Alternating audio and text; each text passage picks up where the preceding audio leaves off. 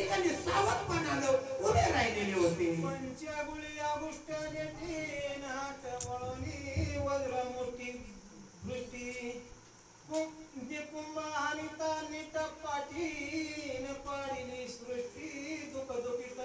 त्यावेळेस त्यांनी कुंभाला काय केलं, 5 मूठ वळली, अशी मूठ वळली, अशी मूठ वळली करता त्या ठिकाणी असणार तो तत्पर सावध झालेला होता. धन्य कपीचे आगमन फोडून यान प्राण दोहेचे चर्म ते गुन्हा जाण मुष्टी दारुण लागली. त्यावेळेस काय झालं होतं की त्या असणाऱ्या कुंभानं एवढी बुक्की जोरात मारलेली होती का त्या बुक्कीचा असणारा घाव हनुमंताला त्या ठिकाणी लागलेला होता.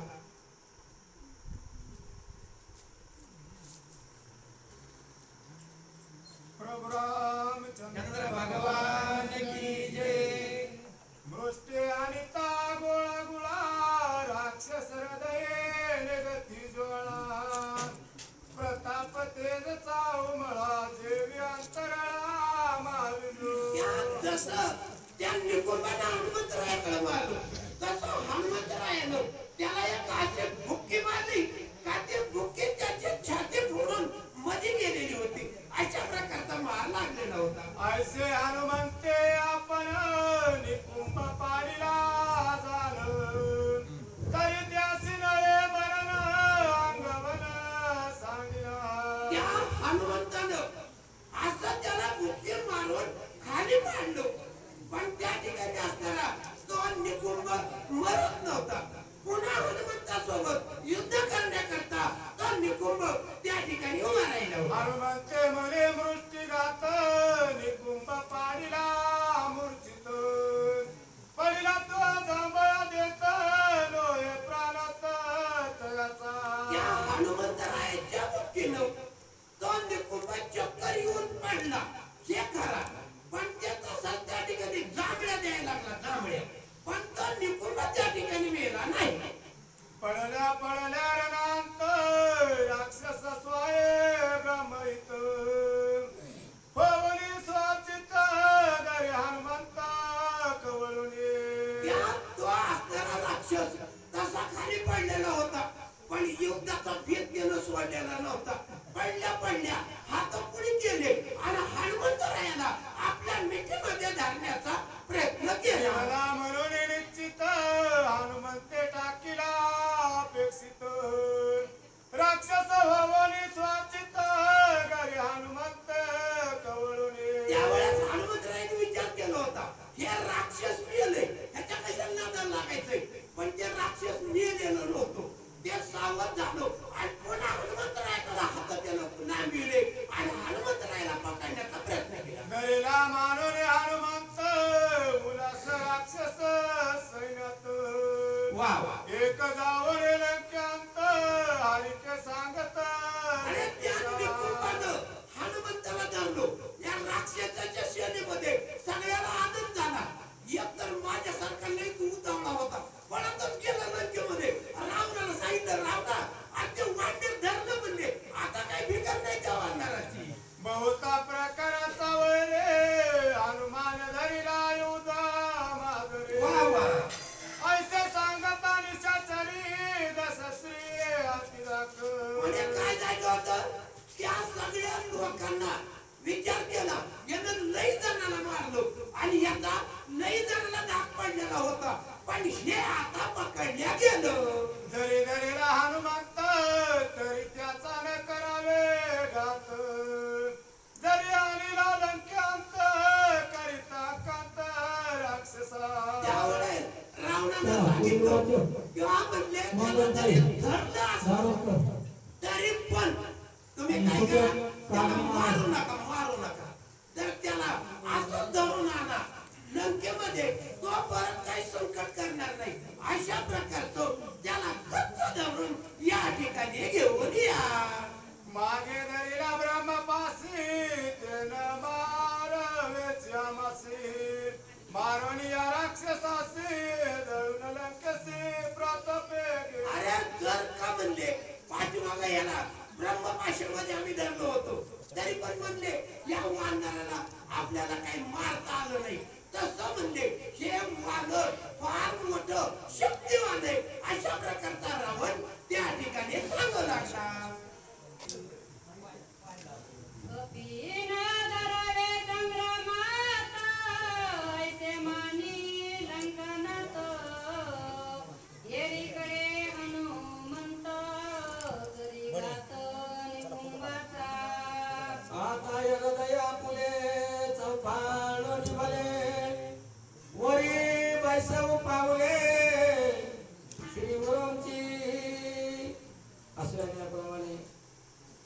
माझ्या गुरुमाऊलीला नमस्कार करून आणि तसंच गोपाळ बाबांना नमस्कार करून कधीच अनुसंधान असं आहे, ज्या टायमाला काही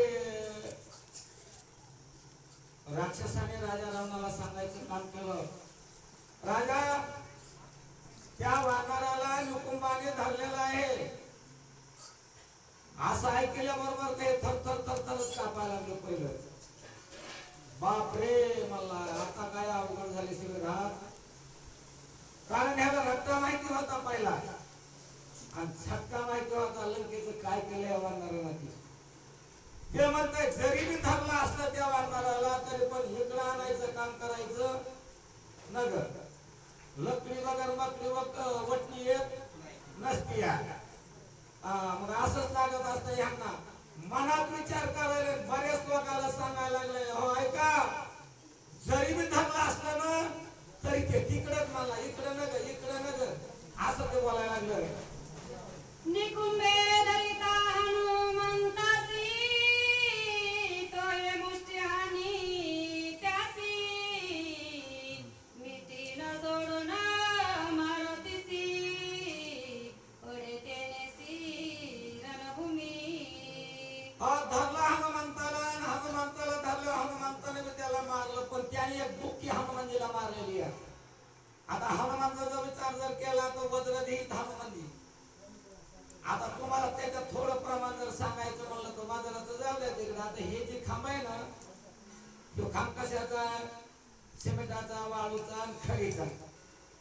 ज्याला बघायचंय ना चमत्कार, त्याने ह्याच्यावर एक मासा तुम्हाला जेवढी अंगात ताकद आहे ना एवढा तुम्हाला एक खांब्यावर हाणायचा. काय होतं बघा, आमच्या एक चोर आला, चोर आल्यावर त्याला पकडलं आणि त्या असं शाळेच्या कडीला उभा होतं ते धरलेलं. एक माणूस आला कोण करून त्याला रक्त हाणायला गेला, तो रक्ता लागला भीतीवर, ह्याला चक्कर आली, हे पडलं खाली. ह्याला म्हणायचं वज्रदेही. असा वज्रदेही माणूस, रक्ता लागला कोणाचा, कुणाला हल्ला कोणी, त्या निकुंभाने हल्ला हनुमंताला आणि ह्याला चक्कर आली.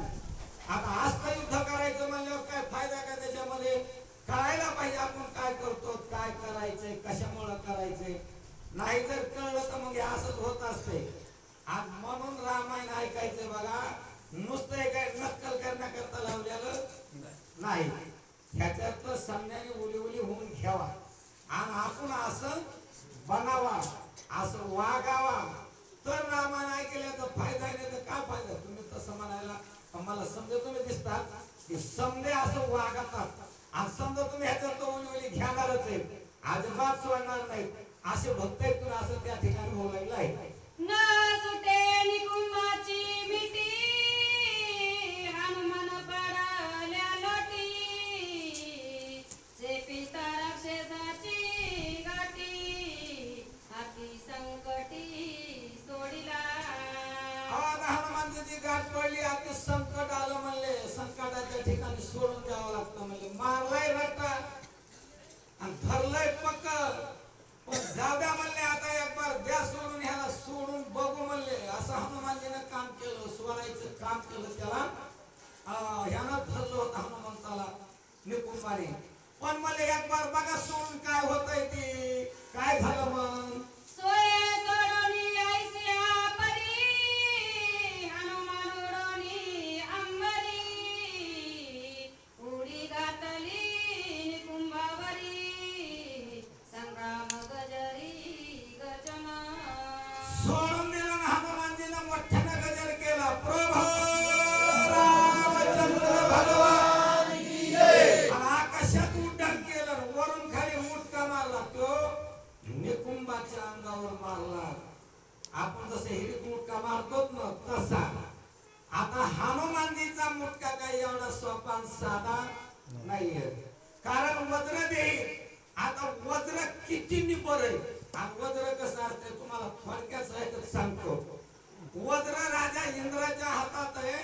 त्याला दहार आहेत. त्याला 1000 दहार आहेत आणि 1000 दहारा एवढ्या तीक्ष्ण आहेत. आपली बघण्याची क्रिया त्या जर वज्रावर पडली तर त्या बघण्याच्या क्रियाला असं तुकडे तुकडे करते. वस्तूला करीन सोडून द्या, पण बघण्याची क्रिया जी आहे ना त्या क्रियेला असं तुकडे तुकडे करायचं काम करते. असं वज्र आहे. आणि ह्या हनुमानजीचं जे शरीर आहे ना त्या वज्राप्रमाणे, वज्रापेक्षा जास्त आहे महाराज. वज्राला जर मारायचं ठरवलं ना हनुमानजीनं तर त्या वज्राचं काय होईल? बोकनाच होईल. बोकना काही शिल्लक राहणार नाही. आणि मग ह्याच्या अंगावर उडी पडल्याच्या नंतर ह्याचं काय झालं असेल तर काय होईल बरं तुमच्या मनात नेमकं? या राक्षसाचं काय व्हायला पाहिजे असं त्या ठिकाणी नाकानं सांगायला सुरू केलं आहे. हनुमंते गिरा गजरी उडी घालोनी निकुंभावरी दोन्ही भाऊ मुरडोनी करी शिर नकागरी कुडिले. हनुमानजीनं वरी गेले मोठ्यानं गजर केला आणि थार कोण असणार त्या निकुंभाच्या अंगावर उडी मारली. मारल्याबरोबर असं नाकानच त्याचं मुंडकं चिरून काढलं. जसं वांग्याचा देठ चिरावं ना नाकाने असं त्याचं मुंडकं तोडायचं काम केलं आणि त्याला धाडकून खाली पाडायचं काम केलेलं आहे. जे दोन्ही निकुंभाचे शिर रामनामाचा गजर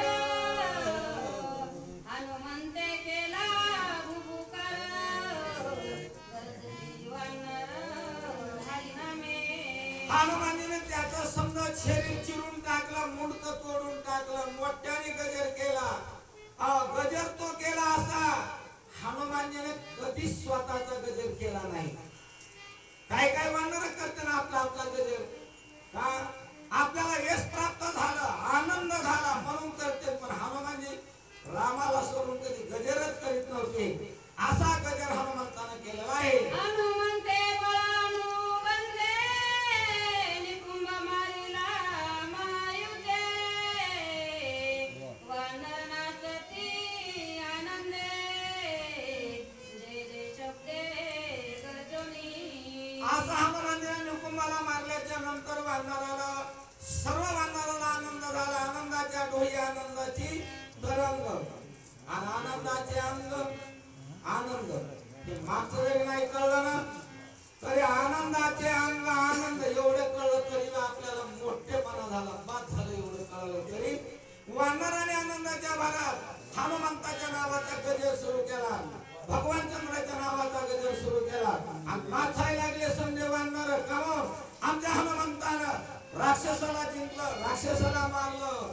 हनुमान महाराज की जय असं त्यांनी सुरू केलेलं आहे. निकुंभ मारिला पराक्रमे देखोनिया श्रीरामे गोपातळला शास्त्रे उशानुक्रमे बोलत.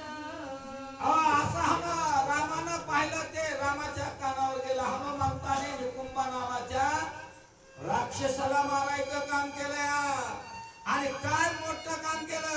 सैन्यामध्ये वानर असं असे असं काम करून आपले हातपार करून येणारे असं होतं. गेले खाल्ल्या पोळ्या कचून आले महागारी रेखे खाऊन असले काही कामाचे नसते. तर भगवान रामचंद्राला थोडा त्याचा राग आलेला आहे. काय करते बरं पुढे? लहान लहान मारिता येत युद्ध नवे पै समाप्त मारवया लंकनात धनुष्याचा हात घातला. अरे लहान सण असते राक्षस मारण्यात काही मजा नाही.